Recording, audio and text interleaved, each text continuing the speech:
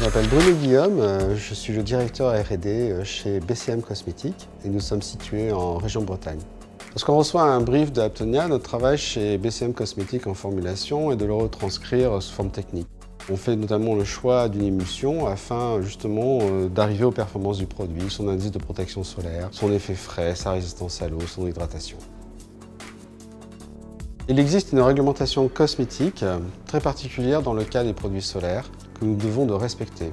Et après justement ce travail de formulation, nous devons de vérifier et de faire valider les performances du produit par ces tests établis dans la réglementation. Et pour cela, nous faisons appel à notre partenaire idéal. Je suis le docteur Anne Casoli, responsable de la société IDEA Clinique, société qui fait partie du groupe IDEA Test, spécialiste dans l'évaluation des produits cosmétiques. Pour la société Aptonia, nous sommes régulièrement amenés à effectuer des tests pour vérifier la résistance à la transpiration, la résistance à l'eau et surtout les indices de protection solaire UVA et UVB. La détermination du facteur de protection solaire est réalisée selon des normes internationales. L'application des produits au niveau du dos nécessite une expertise importante parce qu'il s'agit d'appliquer les produits de manière standardisée. Les zones sont ensuite exposées pendant une durée précise avec des doses d'UV bien déterminées. L'objectif étant d'obtenir une légère rougeur au niveau du dos qui va nous permettre de déterminer l'indice de protection du produit.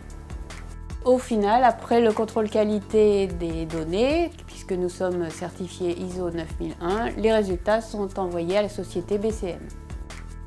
Je suis Pascal Arcanger, responsable qualité, sécurité, environnement chez BCM Cosmétiques, ici à Vitré en Bretagne. La formule a été validée par notre prestataire IDEA et nous avons également l'accord des équipes Aptonia. À ce moment-là, nous allons pouvoir passer sur une production à grande échelle. Nous allons à réception contrôler toutes les matières premières pour vérifier leur conformité. Ensuite, nous allons les mélanger. Une fois que le mélange sera fait et validé, nous pourrons passer sur le conditionnement.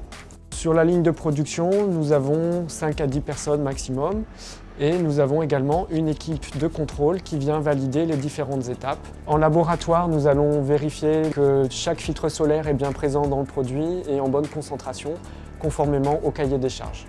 Et ensuite, nous allons procéder au contrôle pendant toute la fabrication. Notamment, nous allons appliquer la date limite de consommation sur le produit. Il existe des règles de bonne pratique de fabrication qui permettent d'assurer l'hygiène, la traçabilité du produit et la conformité des différentes étapes de fabrication. Après toutes ces étapes, les produits sont validés et peuvent partir directement en magasin.